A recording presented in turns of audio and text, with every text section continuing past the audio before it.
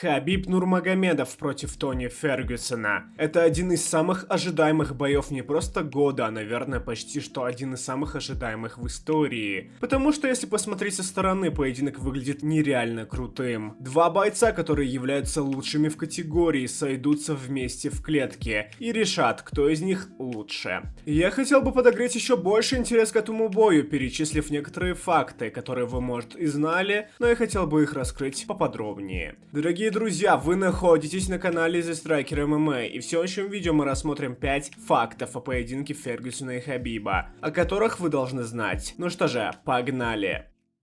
А вы слышали, что существует сайт, который специализируется на генерации потрясающих неожиданностей? Я теперь знаю о нем все. Это Runbox. Суть проста. Вы выбираете коробку, оплачиваете указанную сумму и получаете товар в несколько раз более ценный, чем символический взнос. Не упустите свой шанс. Среди призов может быть iPhone X, XS, Xbox или MacBook. Желаете получить бесплатную коробку-сюрприз? Без проблем. Авторизуйтесь в системе через ВК. Подпишитесь на Runbox, сделайте репост и хотя бы раз в сутки пополните личный баланс. Готово, приз ваш.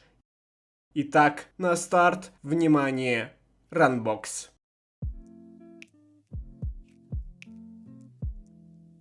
Тони Фергюсону 12 февраля исполнилось 36 лет, и Эль Кукуй может стать самым возрастным чемпионом UFC в легком весе в истории организации. На самом деле 36 это и вправду большая цифра, особенно для легковеса. Если ни для кого не будет удивлением, если в тяжелом весе боец в подобном возрасте заберет титул, то с легковесовой тут другая история. Тони может сотворить настоящую сенсацию, но на самом деле понятно, что все карты играют против Кукуя. По моему мнению, Хабиб вышел на свой пик, и он сам это понимает, а Фергюсон же уже идет на спад. Его пик был в 2017-м, и тогда, по моему мнению, у него были самые высокие шансы в поединке против Нурмагомедова. Но тем не менее, несмотря на такой возраст, Тони все равно безумно опасен, и от него можно ожидать все что угодно. Сам Хабиб неоднократно заявлял, что Фергюсон намного сильнее, чем все предыдущие соперники. Поэтому никакой недооценки не будет. Два лучших бойца в мире выйдут 19 апреля и будут драться не просто за титул чемпиона, а скорее всего за звание самого величайшего легковеса в истории UFC.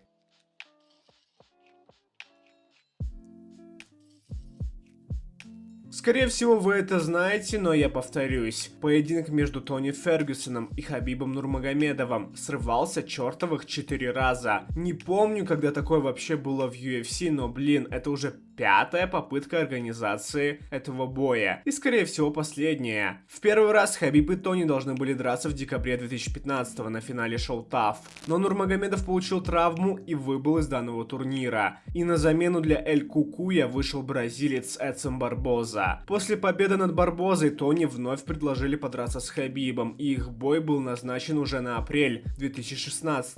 Но из-за проблем с легкими уже Фергюсон выбывает из боя, и на замену вышел Дэриэл Хорчер, которого Хабиб остановил техническим нокаутом во втором раунде. После того, как Конор Макгрегор завоевал пояс чемпиона UFC в легком весе, и после того, как сказал, что возьмет перерыв из-за рождения ребенка, главы промоушена решили разыграть временный титул в 155 фунтах. И в третий раз был объявлен поединок между Тони Фергюсоном и Хабибом Нурмагомедовым. Оставался уже один день до боя, и казалось, что вот, наконец-то этот поединок состоится. Но Нурмагомедов был госпитализирован из-за неудачной весосгонки, и встреча была в очередной раз отменена, так как дагестанец выбыл за день до боя, столь быстро найти замену UFC не смогли. Да и Тони не был готов встретиться с кем-то, кроме Хабиба, ведь ему даже вроде предлагали реванш с Майклом Джонсоном, но он отказался. И спустя некоторое время UFC в очередной раз, в 4-й раз, объявляют о проведении боя между Фергюсоном и Нурмагомедовым, но уже за вакантный пояс, так как Конор отсутствовал почти 2 года. И вот, остается неделя до боя, и прям 1 апреля люди узнают, что Тони выбыл. Всем казалось, что это первоапрельская шутка, ведь никто не верил, что Фергюсон споткнулся об кабель и получил травму, ведь это выглядело безумно глупо. Но это была правда, и бой снова отменили. И вот 5-я и последняя попытка проведения этой встречи. 18 апреля. Состоится ли на этот раз поединок? Будем надеяться на лучшее.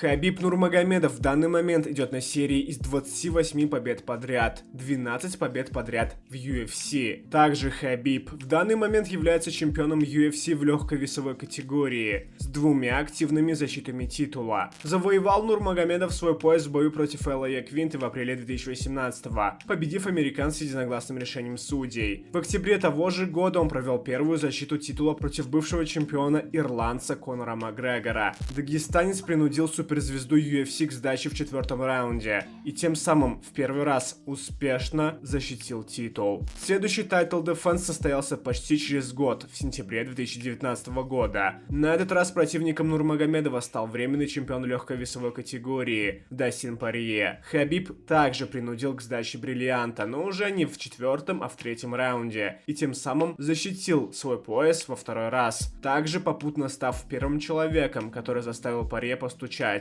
Ранее он проигрывал сабмишином, но он не сдался, а уснул. Теперь третья защита пояса Нурмагомедова состоится в апреле этого года, и его противником станет Тони Фергюсон. Но весь прикол этой защиты в том, что в случае успеха Хабиб достигнет максимального количества защит титула в легком весе. История этого веса была таковой, что после того, как чемпион защищал свой титул 3 раза, он терпел поражение, и пояс сменял своего хозяина. Поэтому в случае успеха в бою против Фергюсона и в случае успеха в бою после Тони, Хабиб может поставить абсолютный рекорд организации по защитам титула в легком весе. И все так идеально складывается, ведь если у дагестанца получится выиграть 2 последующих боя, он не только станет рекордсменом по защитам титула в легкой категории, но также добьет свой рекорд до 30-0, после чего на победной ноте может и завершать карьеру. Поэтому победа в бою против Фергюсона Нурмагомедову необходима.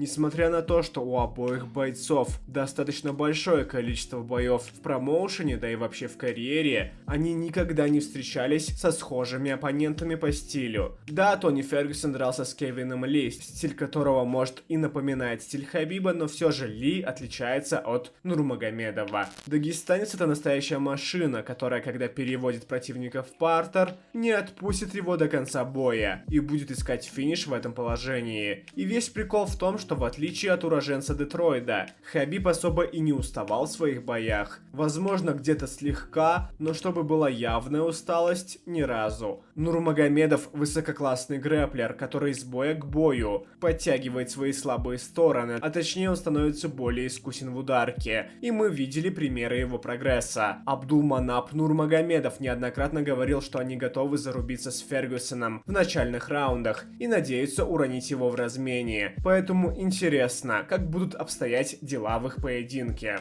Про стиль Эль Кукуя можно говорить часами, но все равно мы не сможем задеть все нюансы его ведения боя. Фергюсон по-настоящему уникальный спортсмен, стиль которого практически невозможно сымитировать. Не зря Конор Макгрегор советовал Тони просто оставаться собой в бою против Хабиба, ведь неординарность Тони и хаос, который он наводит в клетке, могут принести ему победу в этом бою. Локти, кувырки, бесконечный прессинг, просто куча фишек и приемов, которые можно разобрать для создания целого пособия по единоборствам. То, что столкнутся два таких интересных стиля, делают этот бой еще более ожидаемым.